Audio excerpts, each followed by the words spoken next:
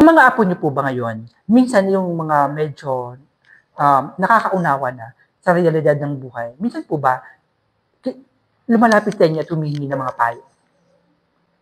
Minsan, may lumalapit din. Mm. Pero yung isa naman, nandoon sa Maynila, Mm. malayo. Hindi ko naman siya nakakausap. Mm.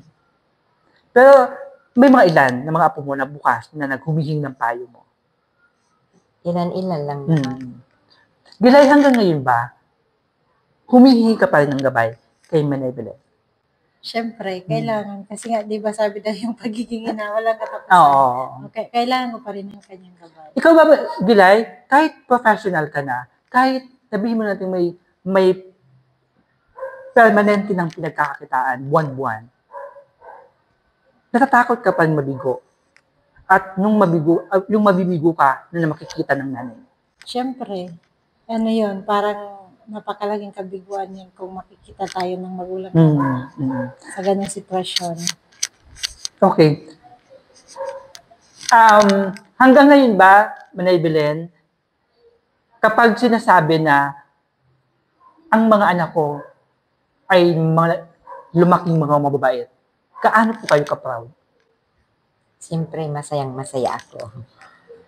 Kasi hindi sila nagbigay sa akin ng mabigat na problema. Nasisiyahan din ako. Ito, bago tayo magtapos sa ating kwentuhan sa magnanay na ito, Manay Belen, gaano kahalaga ang pagkakaroon ng isang mataas na moral? Para sa akin, napakahalaga. Kasi kung walang mataas na moral, parang baliwala. Kumbaga, baliwala kung ano man estado na meron ka. Kapag nagiging ang isang tao ay nagiging nawawala doon sa panuntunan ng magiging moral na tao. Gilay, ikaw ba, hindi ka mapapagod sa profession mo kasabay ng mga pagsubok sa mga personal mong buhay? Para sa akin, hindi ako mapapagod sa profession ko. Kasi, kailangan natin itong harapin. Bawat pagsubok nga, sabi, di ba, kailangan natin harapin. Kasi, ito ang magpapatatag sa atin. Ito, Gilay, gaano kahalaga ang pagkakaroon ng isang matatag na karakter bilang guro? Ikaw ba yung guro na gusto ko ang reflection ko kung ano yung ginagawa ko sa personal, dapat naaayon din sa aking professional na trabaho? Ano ang gusto mong makita ng mga batang tinuturuan mo sa iyo? Siyempre, gusto kong matuto sila sa akin, pati yung respeto bilang isang guro. Yun ang gusto ko sa kanila. Manay Belen, ikaw ba kahit malalaki ng mga anak mo, matatag pa rin ang kalooban mo, nayayakapin sila kahit nabibigo pa rin sila sa mga desisyon na ginagawa nila? Opo, ganun din. Magpakatatag pa rin ako. Hindi ako magiging mahina. Yan ang ko sa buhay. Panuntunan ko sa buhay. Manay Belen, papalapit ang Pasko. Ano ang hiling ng isang Manay Belen kapag kaharap mo ang Diyos ngayon? Ang hiling ko lang yung maging maano pa ang buhay ko. Humaba pa. Maging mahaba pa ang buhay ko. Kasi para magabayan ko pa sila. Magabayan mo yung mga apo mo, yung mga anak mo, at siyempre masarap mabuhay. Oo. Diba? Sa mundo. Yung paglisan daw ay nakatakda, hindi mo lang alam kung kailan. Pero kung hihingi ka talaga, yun ang hihilingin mo. Yung pahabaan pa ang buhay mo. Ikaw, Gilay, papalapit ng Pasko. Ang dami ko ng utang na inaanak ko. Ano naman ang kahilingan ng puso mo? Sa sarili mo, sa mga anak mo, siyempre, lalong-lalo na sa nanay mo. Siyempre ako, sa nanay ko, ang kahilingan ko, siyempre, humaba pa ang kanyang buhay. Sa mga anak ko naman, wag silang magkasakit. Pati sa pamilya ko. Sa sarili ko, mas lalo pa akong maging matatag. Yun ang kahilingan ko. Kasi malayo pa, no? Malayo pa ang lalakbayin natin. Malayo. Sabi na, malayo pa.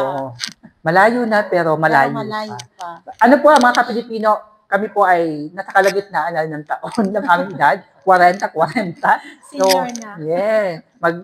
Sana maabot din natin yung pagiging 80, no? Oo, At least sana. 80. Pero sabi nga nila, hindi natin masabi, di ba? O ito, bilang pagtatapos mo na ibilan sa inyong dalawa, para kong tanong sa inyo. Kayo po ba ay dumating sa punto ng mga buhay nyo na nagtanong sa Diyos ng natutulog ka ba? Ikaw mo na ibilan.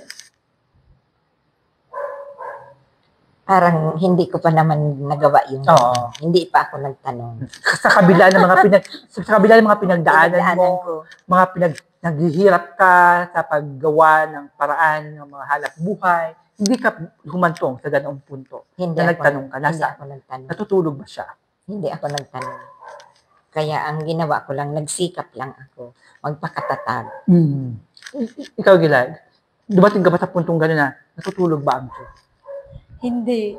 Basta pag may problema ako, sinasabi ko na lang na ikaw nang bahala. Yun na lang ang inaano ko. Bilang pagtatapos ng ating usapan, gaano po kahalaga ang pagkakaroon ng isang mataas na dignidad ng pagkatao?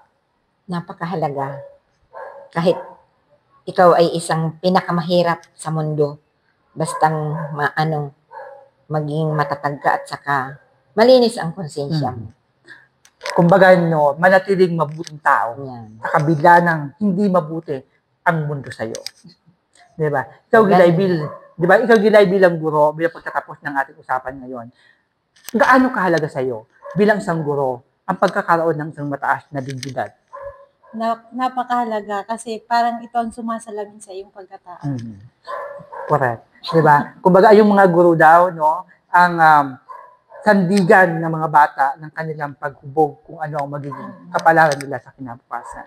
Okay, Manay Belen and Girlie, maraming salamat sa panayam na to. And sana po, no, sa lahat ng mga manunood dito sa Kwentong Pilipino, sana po ay may nakapagbigay po ako ng aral ng buhay mula po sa dalawa na nakapanayam po natin dito.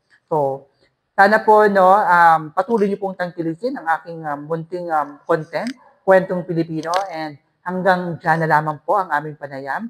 Maraming salamat po hanggang sa muling paglalahad ng mga Kwentong Pilipino. Dahil yan ang tatakpi